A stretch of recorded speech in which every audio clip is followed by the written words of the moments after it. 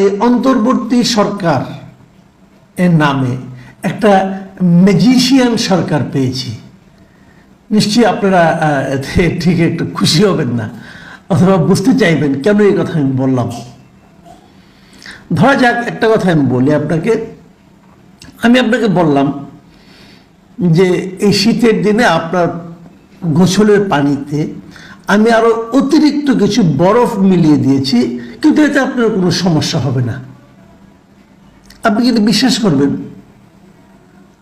অথবা উল্টোভাবে বলি যে আমি আপনার বাজারে যখন আপনি যাবেন, বাজারে প্রত্যেকটা জিনিসপত্রের দাম আগের চেয়ে একটু একটু করে বেড়ে যাবে। একটা দুটো জিনিসপত্রের দাম না, প্রায় শতাধিক জিনিসপত্রের দাম বেড়ে যাবে। আপনি যে সেবাটা নেবেন, যেমন টেলিফোন কথা বলবেন, এটা একটা সেবা, তো এই সেবায় আগে যা বিল দিতেন তার চেয়ে আপনি বেশি বিল দিবেন। প্রত্যেকটা ক্ষেত্রে আপনার ব্যয় বেড়ে যাবে, কিন্তু আপনার কোনো সমস্যা হবে না। আপনি বিশ্বাস করবেন? যদি কোনো দায়িত্ববান লোক বলে, আমি যদি বলি, আমাকে আপনি বলবেন দূর দূর বলে তাড়িয়ে দেবেন যে বেটা তুই কি বুঝস, তুই যেটা মূর্খ। কিন্তু আমি তো দায়িত্ববান ব্যক্তি, আমি একটা ক্ষুদ্র মানুষ, তাই না?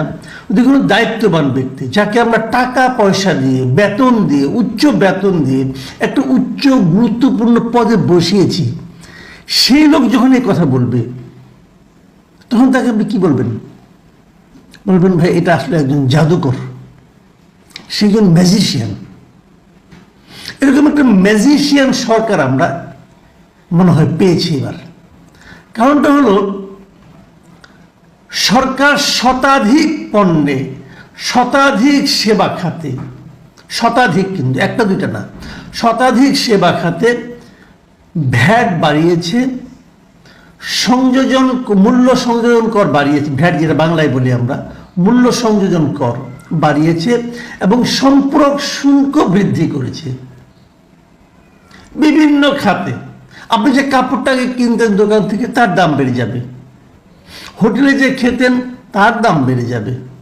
মোবাইলে কথা বলতেন, সেটার দাম বেড়ে যাবে। এরকম শতাধিক পণ্যে আপনার ব্যয় তারা বাড়িয়ে দিয়েছে।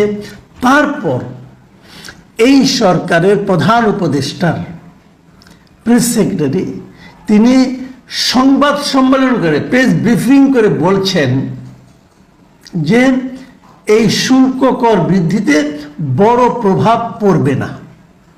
কেন পড়বে না ভাই? এটা কি বুজুর্গি কেন করেন? এটা ম্যাজিক নাকি রে ভাই? কেন পড়বে না?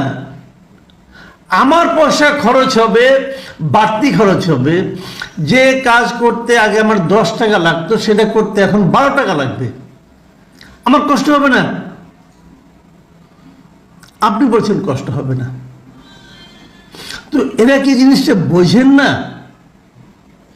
নাকি বুঝেও জনগণের সঙ্গে রসিকতা করেন? অথবা হতে পারে যে পরিমাণ ব্যয় বাড়বে, উনি ধরেন আপনার 2-3 লাখ টাকা ইনকাম করেন, সরকার তাকে 1.5-2 লাখ টাকা তো দেয়ই বেতন। আমার হিসাবে প্রায় 2 লাখ টাকার কাছাকাছি উনি পান, মানে বেতন ভাতা এবং সুযোগ সুবিধা মিলে। তো ওনার কাছে কিন্তু মানে আপনার 5,000 টাকা বাড়লে তেমন কোনো ক্ষতি নেই, উনি হয়তো টের পাবেন না। কিন্তু এই দেশের সবাইকে কি ওনার সমান বেতনধারী বলে মনে করেন? আপনি আপনার হাতের কাছে গুনে দেখেন তো, আপনার পরিচিত লোকের মধ্যে দেখেন তো, যারা বেসরকারি চাকরি করেন, তারা কত টাকা বেতন পান, ওদের সংসার চালাতে কত টাকা লাগে। সেখানে যদি বাড়তি আরো 6,000 10,000 টাকা যুক্ত হয়, তো উনি কি এটা পাবেন, চালাতে পারবেন? ওনার এই টাকাটা কোত্থেকে আসবে? ওনার অফিস ওনার বেতন বাড়াবে? সরকার তো ব্যবস্থা করে নিয়েছে। আগের সরকারগুলো প্রত্যেকটা দেশেই দেখা যায়, যখন একটা অগণতান্ত্রিক, যখন একটা স্বৈরাচারী সরকার থাকে, তখন তারা ক্ষমতায় টিকে থাকার জন্য তাদের যারা কর্মচারী, মানে সরকারি কর্মচারীদের নানা ধরনের সুযোগ সুবিধা দিয়ে থাকে। কেন দেয়? যেন তারা তাদের সরকারকে টিকিয়ে রাখে। এই সরকার তাই করেছে, কিন্তু মহার্ঘ ভাতা বাড়িয়ে দিয়েছে সরকারি কর্মচারীদের, যে তারা তাদেরকে টিকিয়ে রাখবে।